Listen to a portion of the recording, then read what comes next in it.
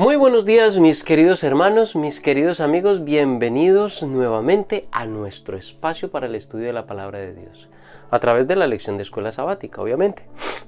Y pues ya hoy es viernes, hemos acabado otra semana, este es el último día de esta semana que tenemos por delante, este viernes, día de la preparación. Y como todos los viernes, pues hoy ya tenemos el repaso de la lección. Una lección en la que hemos comenzado un nuevo trimestre, que hablaremos sobre los salmos, intentaremos hacer lo mejor posible a través de la dirección del Espíritu Santo para que podamos estudiar estos temas de la mejor manera. Y la lección de esta semana titula ¿Cómo estudiar los salmos? ¿Cómo podemos estudiar los salmos? ¿Cómo leer los salmos? Y pues antes de comenzar nuestro estudio o nuestro repaso de la lección, vamos a tener una oración. Amante Padre que estás en los cielos, te damos gracias, mi Señor y Dios, porque nos podemos levantar un nuevo día. Este es el día de la preparación, es el último día de nuestra semana de labores y pronto comenzaremos tu día santo, el día que nos has apartado para servirte, para honrarte, para alabarte a ti, Señor. En este momento queremos pedir, oh Padre, que tu Santo Espíritu esté con nosotros, que sea Él el que dirige nuestro estudio, que sea Él el que nos ayude a entender, a comprender tu palabra, y que tú, Señor, puedas orientarnos hacia el mensaje que tú tienes para nosotros en este precioso día. Gracias por escuchar nuestra oración y gracias porque yo sé que tú lo respondes todo. En el nombre de Cristo Jesús. Amén. Muy bien.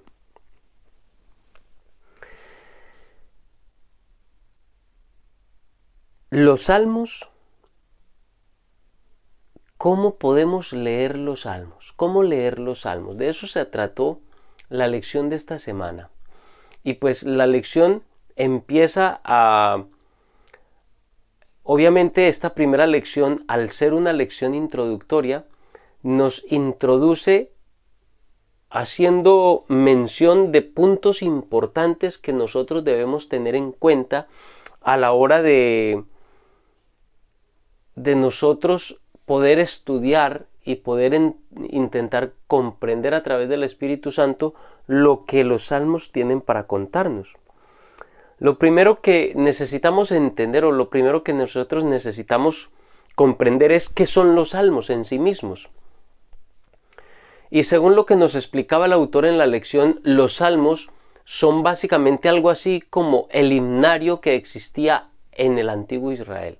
Así como hoy en día nosotros tenemos un himnario que utilizamos para la alabanza en el culto, en nuestras reuniones de adoración, ellos también tenían el suyo y ese eran los salmos. Los salmos eran los cantos que se utilizaban en la adoración del antiguo Israel. Precisamente, el título en hebreo, Tehilim, significa alabanzas.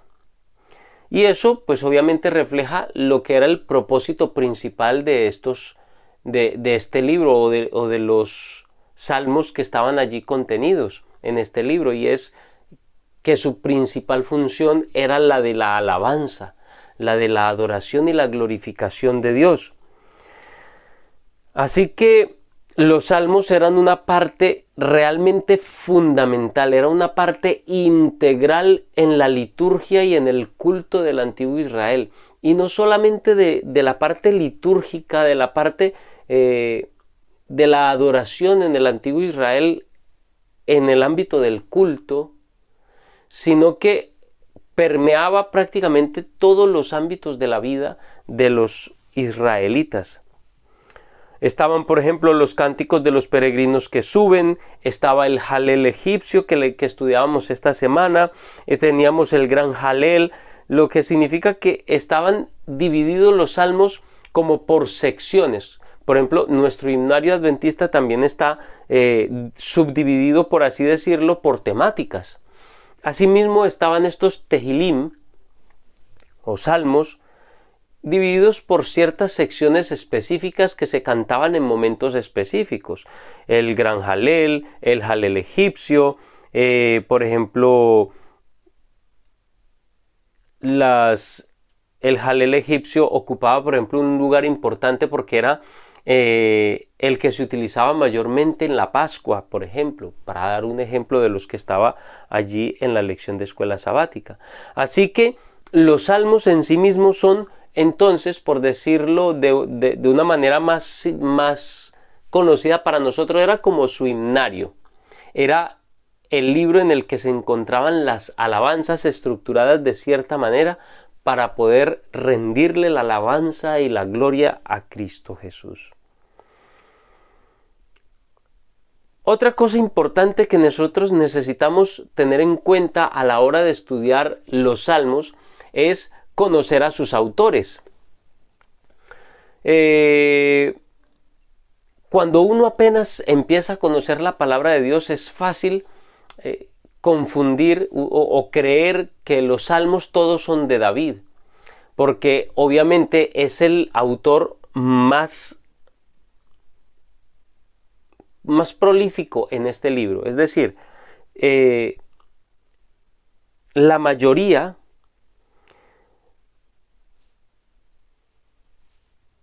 de los salmos son autoría de David. David era un cantor bastante, digamos así, creativo, y pues no porque fuera de él, era inspirado por el Espíritu Santo. Pero David no era el único autor. Nosotros tenemos, por ejemplo, entre los autores que compusieron los salmos, nosotros vemos, por ejemplo, que entre los levitas habían algunos que también habían compuesto salmos. Por ejemplo, Asaf. Por ejemplo, los hijos de Coré. Emán Esraíta. Etán Esraíta. Salomón mismo y Moisés también. Hay algunos salmos incluidos de estas personas allí también.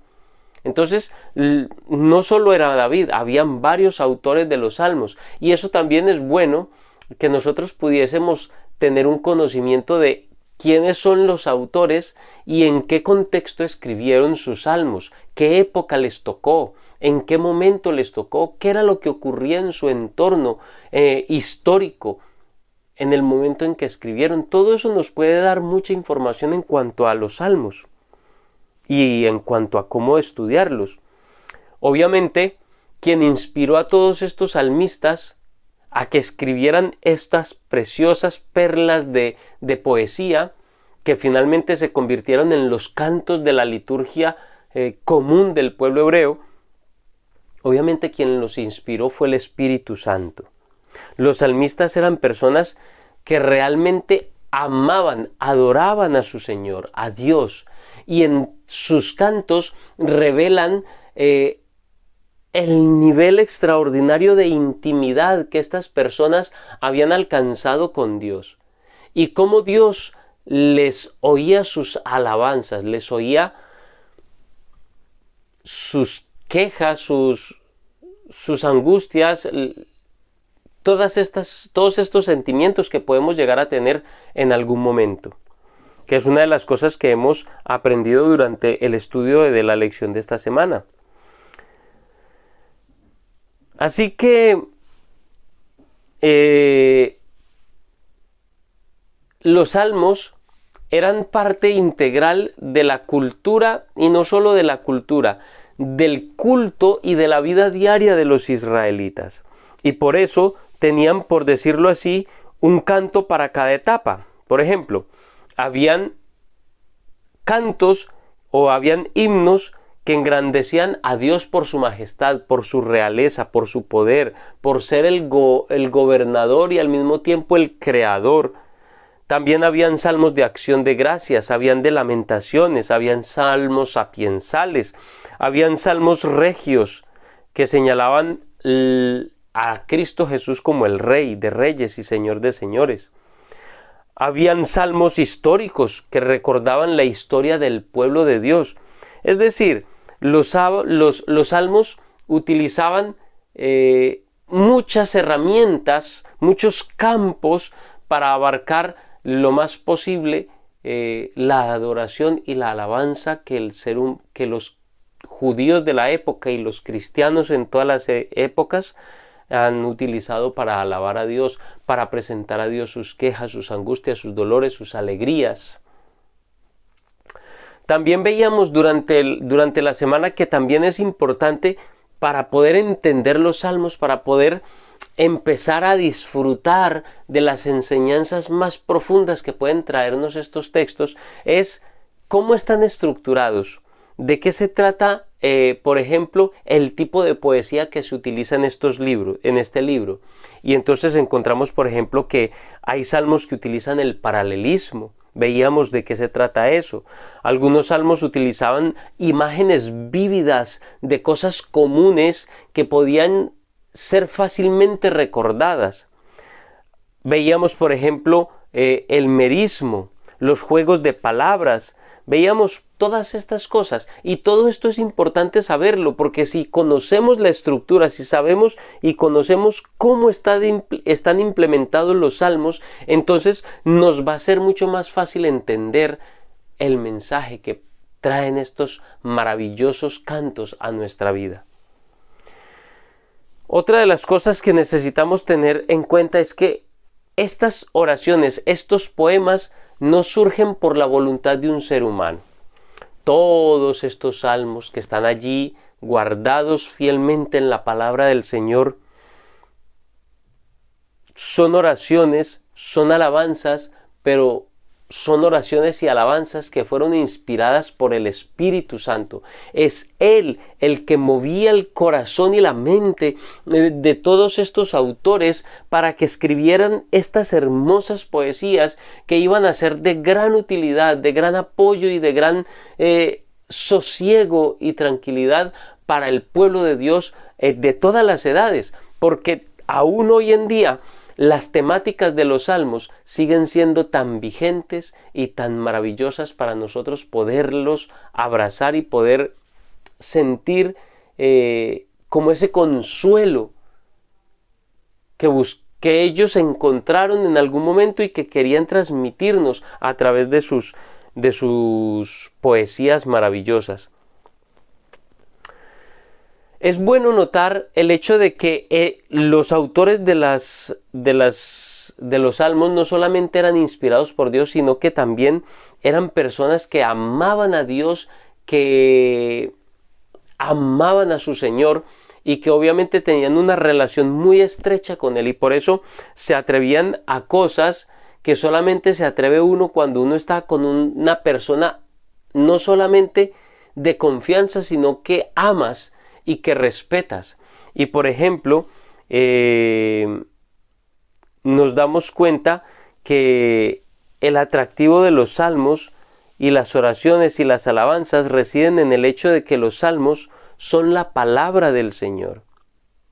Y podemos ver el nivel de implicación de las personas y de cuán cerca sentían a Dios, que lo llamaban Rey mío, le decían escucha, oye mi oración, respóndeme, libérame. Es decir, estaban plenos y seguros de que ese maravilloso Dios estaba allí para escucharles. Y finalmente veíamos ayer el mundo de los salmos. ¿Y eso qué significaba? Estábamos estudiando el hecho de el marco histórico, cultural, durante el que el libro de los salmos fue compuesto por cada uno de los poemas y autores de poemas que estaban allí. Vemos, por ejemplo, que en ese libro, en esos poemas, podemos encontrar que siempre se exalta a Dios como soberano, como rey, como juez de toda la tierra, como supremo gobernante del universo.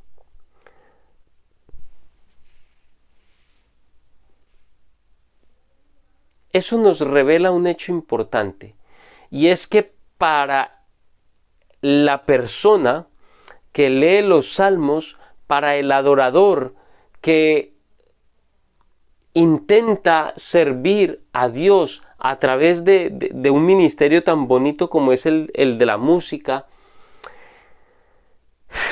La centralidad o el centro debe ser siempre Dios. Dios debe ser el centro de todo. Así como para los salmistas, Dios era el centro.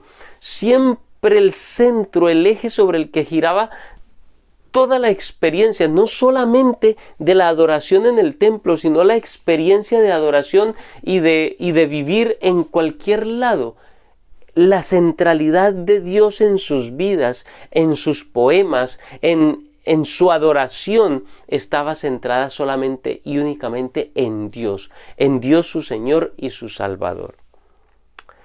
Mis queridos hermanos, creo que tenemos ya pautas fuertes, sólidas, sobre las que podemos apoyarnos para estudiar el libro de los Salmos. No echen en saco roto las cosas que les he ido, no sé si decirlo así, retando, o bueno, que les iba diciendo durante la semana que intentaran hacer, como por ejemplo el de utilizar el libro de Salmos como matutina, o por ejemplo el de ser fieles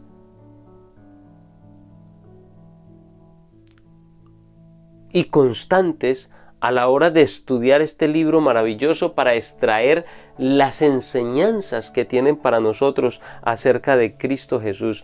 Pero no debemos olvidar que el centro y el foco de los salmos, de ese libro, de cada uno de esos poemas, es nuestro Padre Celestial. Ese es el foco, ese es el objetivo primordial y esencial de todos estos escritos, de estos salmos, y es Dios el Padre, alabar a Dios, servir a Dios y a Cristo Jesús.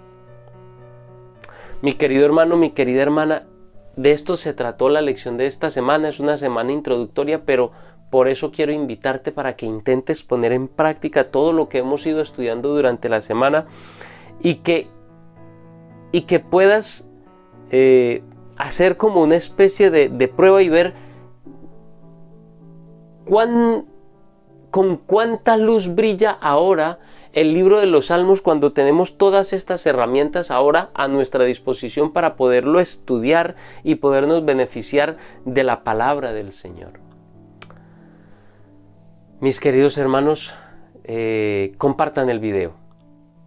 Los invito para que compartan este video y también los invito para que se suscriban al canal y para que dejen sus comentarios en cuanto a cómo les pareció la lección de esta semana y qué cosas tienen ustedes para compartir con nosotros de la lección de escuela sabática. No siendo más, mis queridos hermanos, solo me resta decirles que tengan un feliz día y que Dios les bendiga.